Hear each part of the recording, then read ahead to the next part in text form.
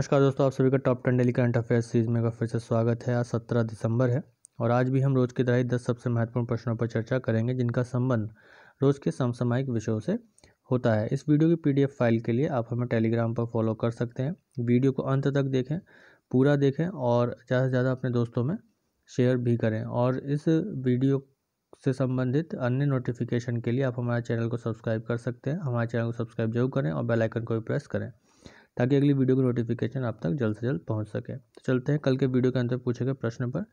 तो कल के वीडियो के अंदर पूछा गया प्रश्न कुछ इस प्रकार था कि युवा गणितज्ञ के लिए रामानुजन पुरस्कार जीतने वाले पहले गैर भारतीय कौन बने।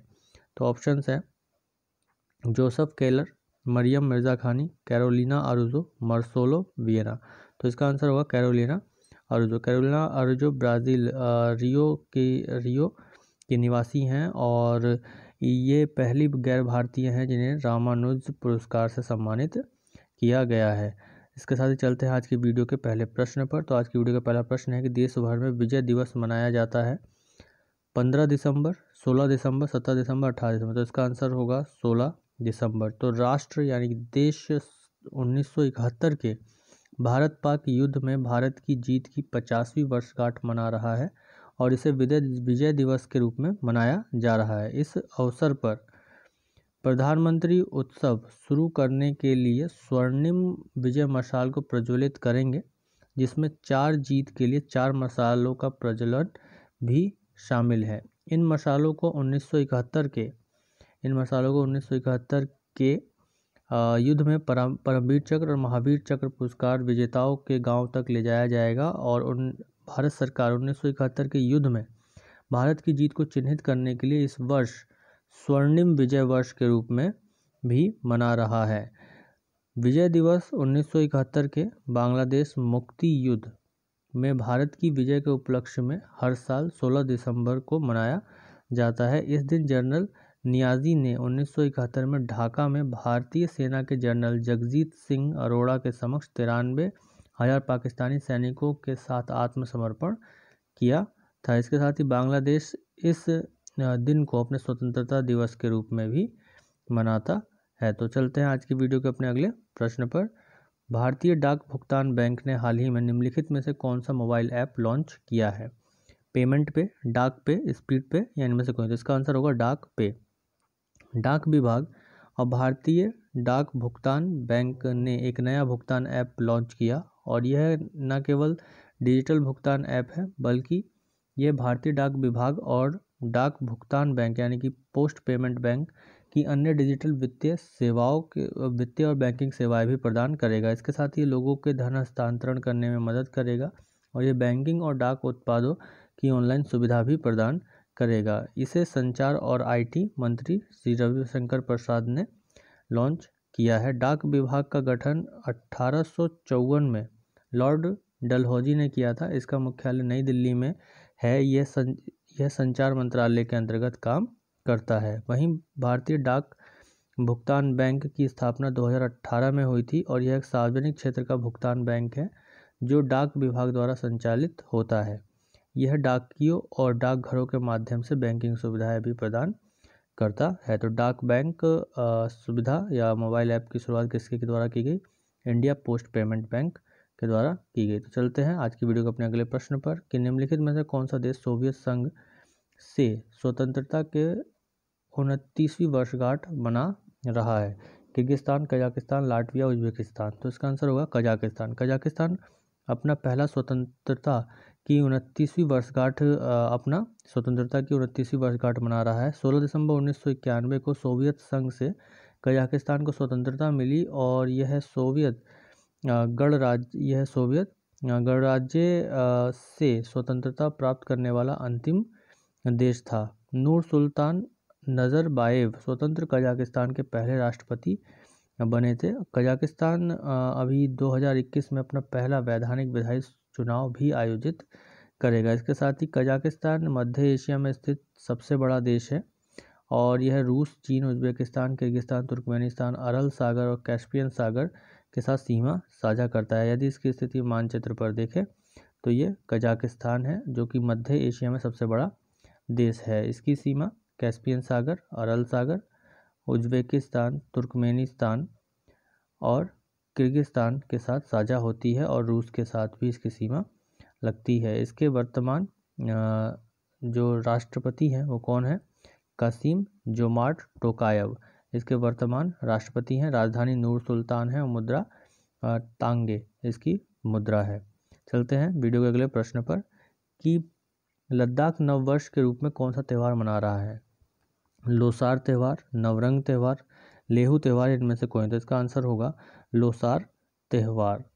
लद्दाख के लोग लोसार त्यौहार को लद्दाखी नववर्ष के रूप में मना रहे हैं और ये 15 दिसंबर से शुरू हुआ और अगले 15 दिनों तक जारी रहेगा। इसका आयोजन लद्दाख बुद्धिस्ट एसोसिएशन की यूथ विंग और लद्दाख स्वायत्त यानी Ladakh autonomous mountain development council या स्वायत्त पर्वतीय विकास परिषद द्वारा किया जा रहा है। लोसार त्यौहार तिब्बती बौद्ध के अनुसार नए साल की शुरुआत के रूप में मनाया जाता है। मेथो इस त्यौहार के समारोह में सबसे महत्वपूर्ण हिस्सा होता है और यह अच्छाई और बुराई के बीच के संघर्ष को चित्रित करने के लिए आयोजित किया जाता है।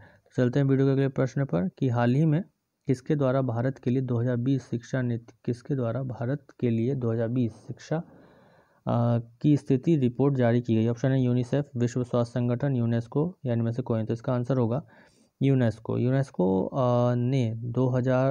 ने भारत के लिए 2020 शिक्षा की स्थिति रिपोर्ट जारी की है और इस रिपोर्ट में मुख्य रूप से भारत की तकनीक और व्यावसायिक शिक्षा और प्रशिक्षण पर ध्यान केंद्रित किया गया है और इसे Tata institute of social sciences द्वारा यूनेस्को के मार्गदर्शन में विकसित किया गया। भारत सरकार ने 2022 तक स्किल फोर्स को बनाने का एक लक्ष्य रखा है। संयुक्त राष्ट्र शैक्षिक, वैज्ञानिक और सांस्कृतिक संगठन यानी यूनेस्को की स्थापना 16 नवंबर 1945 को हुई और इसका मुख्यालय पेरिस, फ्रांस में स्थित है। इसमें 193 सदस्य देश हैं और इसका मुख्य उद्देश्य शिक्षा, विज्ञान और संस्कृति में अंतर्राष्ट्रीय सहयोग के माध्यम से विश्व शांति और सुरक्षा को बढ़ावा देना है। इसके महानिदेशक अभी वर्तमान में कौन है? ऑन्ड्रे आजोलो। तो चलते हैं वीडियो के अपने अगले प्रश्न पर कि किस देश ने भारत में स्वच्छ गंगा मिशन के साथ समझौता ज्ञापन पर हस्ताक्षर किया? स्वीडन, नॉर्वे, फिनलैंड या इनमें से कोई? तो इसका आंसर होगा नॉर्वे। नॉर्वे ने भारत में कीचड़ प्रबंधन ढांचे के विकास के लिए स्वच्छ गंगा राष्ट्रीय मिशन थिंक टैंक के साथ एक समझदारी ज्ञापन पर हस्ताक्षर किया। यह इस पहल के साथ विशेष रूप से जलवायु परिवर्तन और पर्यावरण के संरक्षण की रोकथाम में संबंधों को मजबूत करेगा। इसके साथ ही इस समझौते पर हस्ताक्षर भारत जल प्रभाव 2020 के 5वें संस्करण के दौरान किए गए। इसके साथ ही चलते हैं अपने अगले प्रश्न पर। अगला प्रश्न है हमारा कि संसद हमले की 19वीं वर्षगांठ पर समुद्र समावे बूंद में पुस्तक का विमोचन किसके द्वारा किया गया? ओम बिरला, नरेंद्र मोदी, राजनाथ सिंह या अमित शाह? तो इसका आंसर होगा ओम बिरला। लोकसभा अध्यक्ष ओम बिरला ने 13 दिसंबर को संसद हमले की 19वीं वर्षगांठ पर समुद्रम समावे बूंद में पुस्तक का विमोचन किया। तो चलते हैं वीडियो के अपने अगले प्रश्न पर। अगला प्रश्न है हमारा कि वर्ष 2021 में G7 सम्मेलन की मेजबानी कौन सा देश करेगा? तो ऑप्शन है भारत, ब्रिटेन, अमेरिका और फ्रांस। तो ब्रिटेन ने 2021 में G7 क्रिकेट सम्मेलन में भाग लेने के लिए भारतीय प्रधानमंत्री नरेंद्र मोदी को आमंत्रित किया है। ब्रिटेन 2021 G7 सम्मेलन की मेज़बानी करेगा और 2021 G7 सम्मेलन को D10 कहा जा रहा है, जो कि D10 10 लोकतांत्रिक देशों को दर्शाता है। तो चलते हैं वीडियो के अगले प्रश्न पर कि जनवरी 2021 गणतंत्र दिवस परेड के मुख्य अतिथि कौन होंगे? Joe Biden, Boris Johnson, Mahinda Rajapaksa, इनमें से कोई? तो इसका आंसर होगा बोरिस जॉनसन।